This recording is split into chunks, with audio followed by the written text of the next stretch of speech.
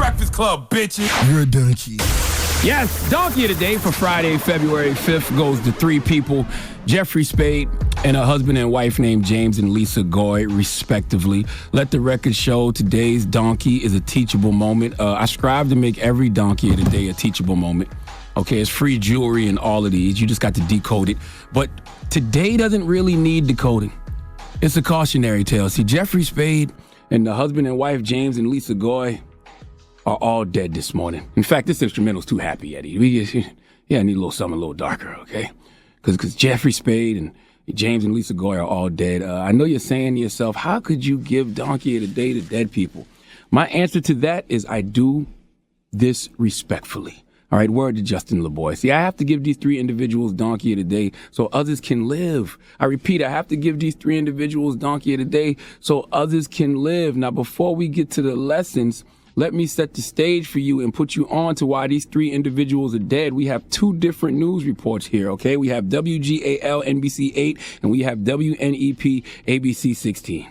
3 people, including the shooter, are dead after a dispute over snow shoveling in the town of Plains, Pennsylvania. That's near Wilkes-Barre. The Luzerne County District Attorney says a couple got into a fight with their neighbor. The neighbor then reportedly shot the couple, ages 48 and 50, then went back into his home and killed himself. Police confirmed the husband and wife are James and Lisa Goy. The shooter, their neighbor across the street, 47-year-old Jeffrey Spade. Plains Township Police Chief confirmed that the couple did leave behind a 15-year-old son with autism who will be taken care of now by his grandparents. Whoa. Let's talk Jeffrey Spade first, okay? The shooter. Uncle Murder tried to tell y'all to respect the shooter. Listen, I'm not making excuses for Jeffrey Spade. He gets all the credit he deserves for being stupid, but people, you have to be very careful. There is a reason people say be kind to everyone you meet, because everyone you meet is fighting a battle you know nothing about. That was clearly Jeffrey Spade. I don't know what was on his mind.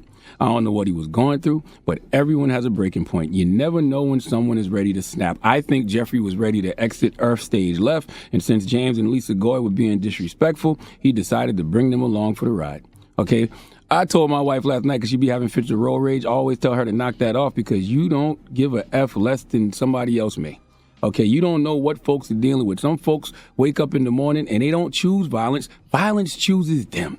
And when violence chooses them, if you don't stay out of their way, violence will choose you. How did you wake up this morning? I can tell you how I woke up. I prayed, I brushed my teeth, I showered, got dressed, read out of 2 daily affirmation books, The Daily Stoic by Ryan Holiday and Joel Osteen, Your Best Life. Don't judge me for Joel. It's good stuff in there. And then I went to chant and meditate for 10 minutes. See, I set my intention for today. I wake up on the energy I plan to be on. Does it sound like I plan to be violent to anyone today? Never mind the fact that I got in the car and listened to a little bit of Cicely Tyson's book, Just As I Am, on Audible. #1 book in the country, by the way. Never mind the fact that from there I went to listen to Time Today by Moneybagg Yo and then Neighbors by Pooh Shiesty and Big 30. I don't care that I threw it back and was listening to Pastor Troy No More Play and Master P make him say this morning. None of that matters because that's what gives me peace of mind. That's a mentally healthy diet to me. Ratchet and righteous is the perfect balance, the yin and the yang of life. But some people aren't balanced.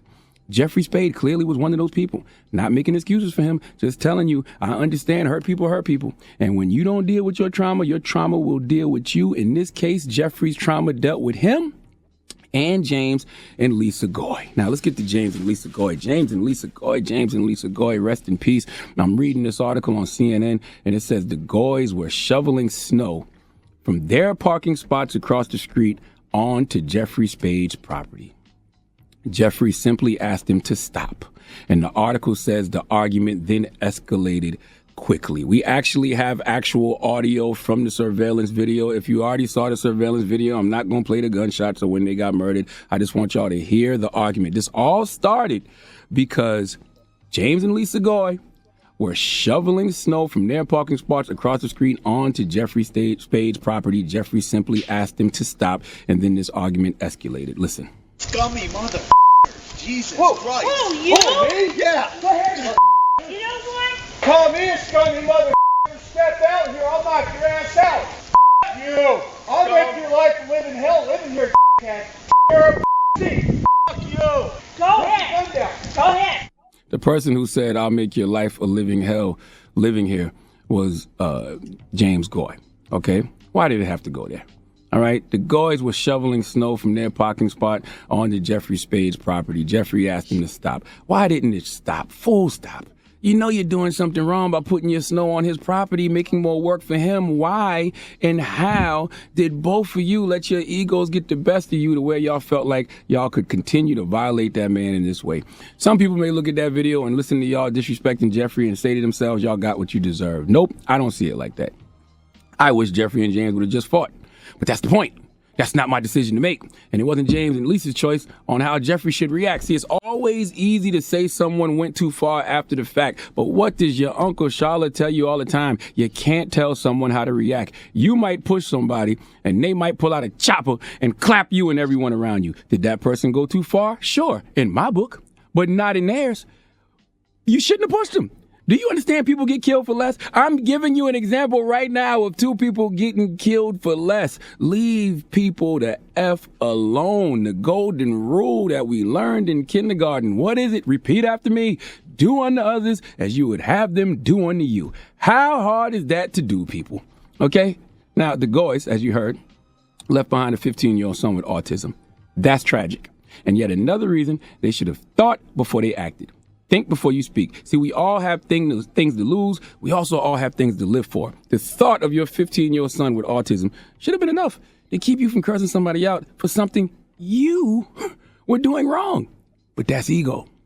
The number 2 sign that your ego is in control is when you find yourself in a feisty discussion and you just can't back down until you have won the argument. Guess what? None of y'all won the argument. Nobody wins when ego is in control. And all 3 of y'all were letting your egos control you. And guess who ultimately won? The mortuary. Okay? To everybody out there who can hear my voice, before you talk, listen. Before you react, think. Because once those words leave your mouth, they can only be forgiven, not forgotten. Too bad none of y'all are here anymore to forgive each other.